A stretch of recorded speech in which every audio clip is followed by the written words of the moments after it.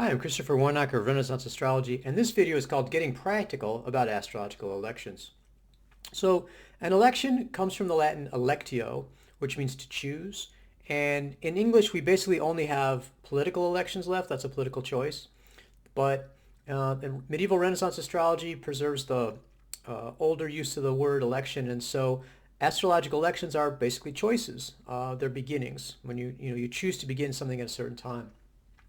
If you think about the difference between horary and electional, horary you're asking what is likely to happen, and you could use it to help make a decision, whether you should even do something or not. With election, you basically said, okay, I'm going to do it. I'm definitely going to go ahead and undertake this activity.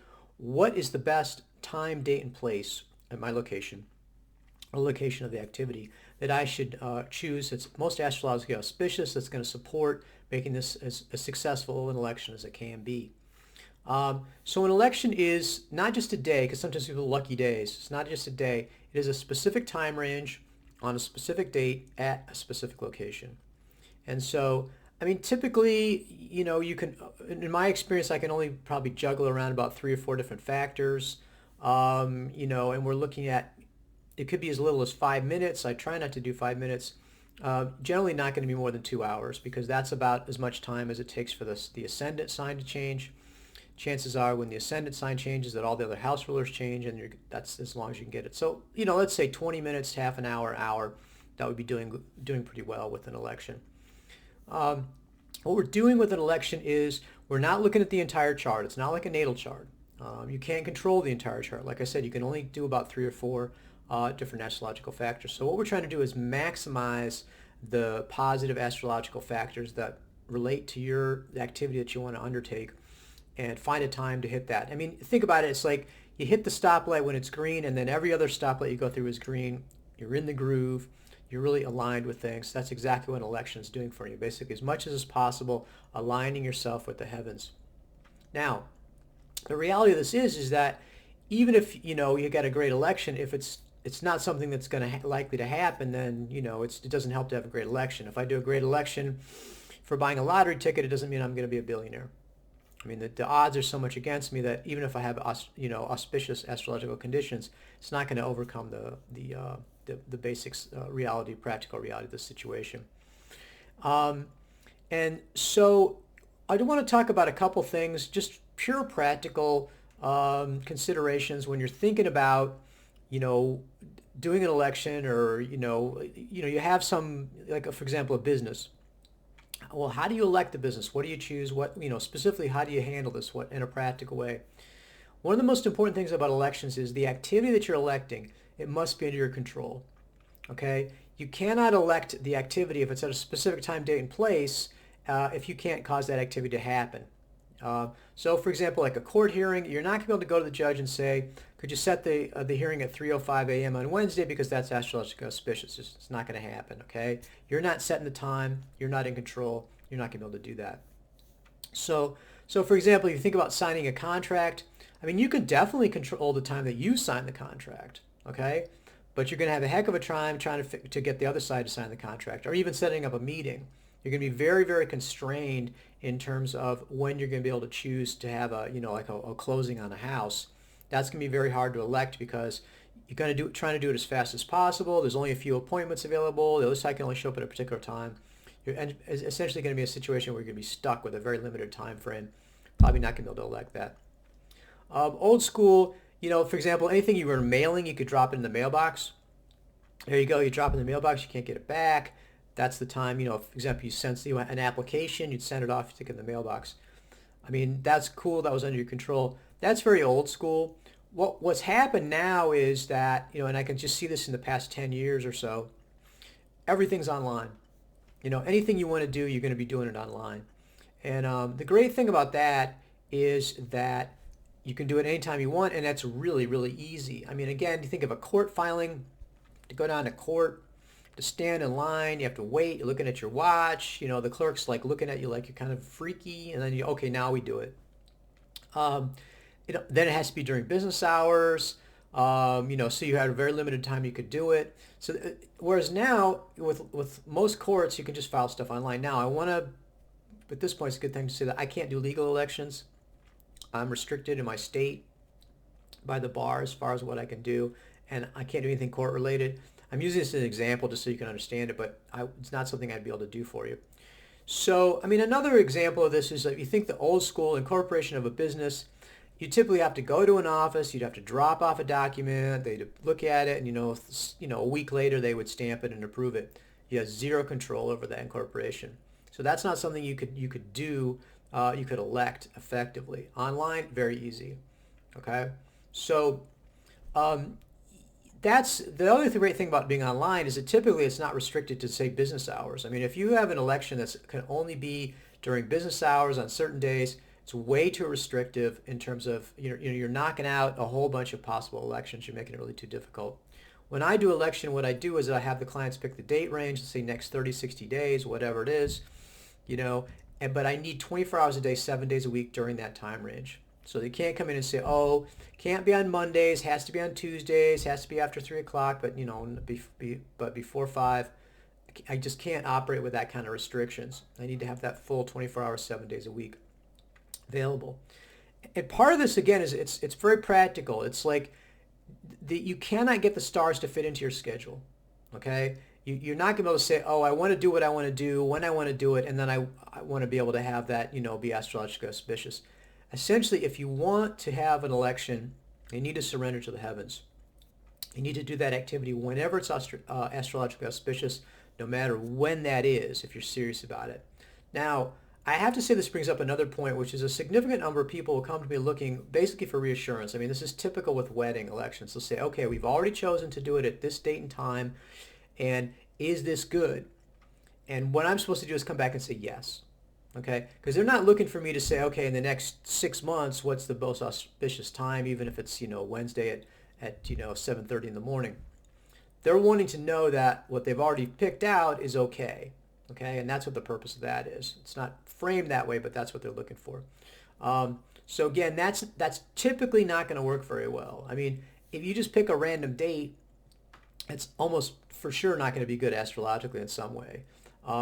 And that's even without getting into the whole total perfectionism that some people have about charts. Just looking at the typical, I mean, I'm going to be looking at, say, 3 to 4 or 5 factors. It's about all you can control. And I'm going to try to get those as positive as possible to basically, like I said, get you aligned with the stars and planets to get you the best boost you can for your activity. So if we think about an election, though, the tendency is to kind of analogize it to a birth, to like a natal chart. And therefore, there's only one right thing. There's only one, like a natal chart, you're born, that's obvious, that's it. Think about with childbirth, you also have conception. Okay, so, that's, when do you actually, when is the beginning of life? And this is, I don't get into political stuff with it, but, basically, the actual birth time, while we use that for the natal chart, if you look at traditional sources, they also look at conception time too. So they use that for charts as well. So really, rather than thinking about only being one, and people like to argue about it too, oh, this is the right time or that's the right time, this is what you have to elect. Generally, there's going to be multiple beginnings of something. And so what you're going to do is you're going to pick one that you can control. So, I mean, incorporation of business is a good example. I mean, somehow that's gotten to the consciousness that the beginning of the business is incorporation, and you have to do it that way. That's all you can do. That's great if you can go online. I mean, if you've got in your state an ability to just file a thing and you automatically get a date stamped or whatever online whenever you file it, cool. Go ahead and do that.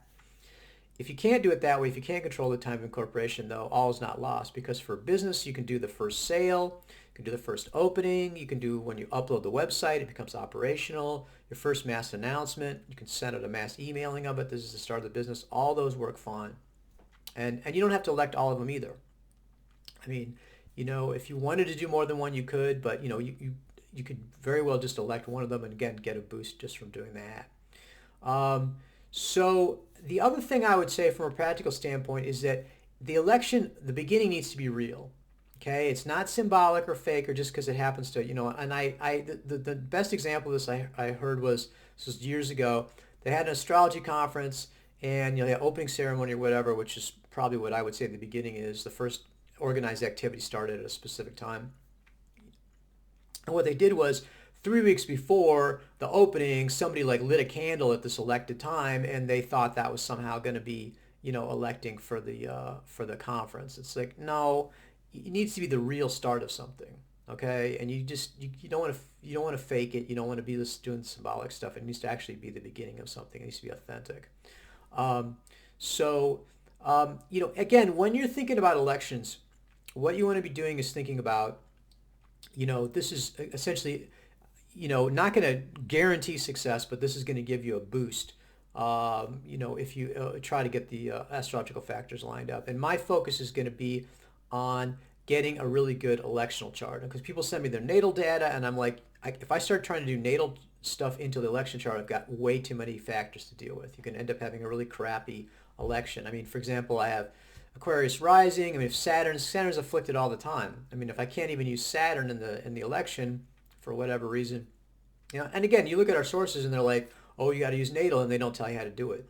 And everybody who's doing modern astrology assumes, oh yeah, natal's important because of course natal is the be all and end all. But again, they don't have any kind of methodology of doing it. So what I focus on is getting as good an election chart as possible. That's my particular approach. So like I said, I am available for elections. What I would need to get is the activity, which I said needs to be under control. You can give me a date range. Like I said, I mean, you could do it in the next week, but you just have a limited number of choices. I can give you the best, time, date, and place in the next week, but it's just not going to be the election of the century. Like I said, next 30, 60, 90 days, 24 hours a day, 7 days a week available. What I'm going to do is go in and then find using my methodology, the absolute best time, date, and place for you to take the activity that you want. And the focus is really going to be on houses. For example, for business starts, what I'm going to be looking at is first house. The user of the election is always going to be signified by the ruler of the first house. For business, we're going to look at money, which is second house, profits, and then marketing, which is 10th house. That's about all you can control in the chart. If you try to look at more houses, you're going to mess yourself up. So we get the first ruler strong, second ruler strong, 10th ruler strong. If possible, it's connected in some way, like in each other's houses or making aspects, applying aspects to each other. That would be great. It's a bonus. That's going to give us a really nice start for the business if you do it that way. I mean, obviously something that's important, I'm going to try to elect it if I can. If it's something that, again, I'm going to do everything I can to get that to be successful. I'm going to do electing it. Wedding elections can be a little tricky. Again, I'm going to be trying not to have it at 3 o'clock on a Wednesday, but it can be, you have to be flexible about it. You can't just be like, okay, it's going to be June, it's going to be a weekend after 3 o'clock. I mean, then you're just really not going to be able, I can't work to that, and it's just not going to be realistic to think that you're going to be able to get a good time in that time period. One of the things I would say about having me do an election is that you really need to trust me, okay? And so, because the way I'm doing this is going to be different probably from what everybody else does. And so what people will do is I'll do the election for them, and they'll immediately look at the chart, and then they'll get freaked out because it's not like what they would have done for themselves or how they think it should be done, and they get all worried about it. Probably the best thing to do is don't even look at the chart once you get it. Just use the time. I mean, obviously you can, if you don't want to use it, you don't have to. But what I don't do is if people say, oh, what about this or that, I don't redo the charts if they're dissatisfied. I also don't say, can I explain it to me? What they're really saying is this is a terrible chart, you really screwed up, and you need to justify to me why you're doing it this way. And that's what's underneath all that. If it was a great chart, they wouldn't be asking me to explain it to them. I mean, the other thing, though, is what I'd say is even if there's genuine curiosity, the election, this is not a mini seminar. I mean, if you're serious about electional astrology, you should definitely take a look at my electional astrology course, and then you can see a link to that. But definitely, if you're looking at something and you, like I said, it's something you can control, and you're willing to be flexible about the timing, then, I'd love to do an election for you, give you really a boost for your whatever activity it is of business. Like I said, I get a lot of business elections. Obviously, it's something people care about a lot, and I've had people do, launching a song, they're a songwriter or whatever, people for their book, anything that you really, like I said, you want to give a boost for and you can control. I think it's certainly worthwhile to do an election for. So again, practicality reigns. The most important thing, like I said, to do is, don't get freaked out. Don't start looking and getting freaked out about it. And, a lot of times what I think people are doing elections, they know a little bit about astrology and, they're kind of looking for reassurance. And then when they're getting the chart, if it's different from what they're used to, then that kind of blows up the reassurance. So what I said, focus on, recognizing that like I said, there's a tide in the affairs of men, as Shakespeare says, and we want to catch it with that tide. And that's what the electional has done. And I've been doing this for, like I said, over 25 years, really good at it. I can definitely find you the best election during the time period to give you the best that you can find for it. So think about that. Also in terms of like, students, or you're doing elections yourself, because again, I have a methodology, but other people do it. If you feel comfortable doing an election, you just have to think about the fact that, is this practical? Is this something I can actually control? So good to look at that. I hope you find that interesting. Check out the links to the main electional astrology page, also to my electional astrology course. And again, if you're talking about a talisman, this is a branch of electional astrology. And what we're doing for the talisman is finding a time that's auspicious using these specific factors for the talisman. And again, you can elect anything you can basically control the happening of, you can elect for and get yourself a positive boost for whatever activity that is.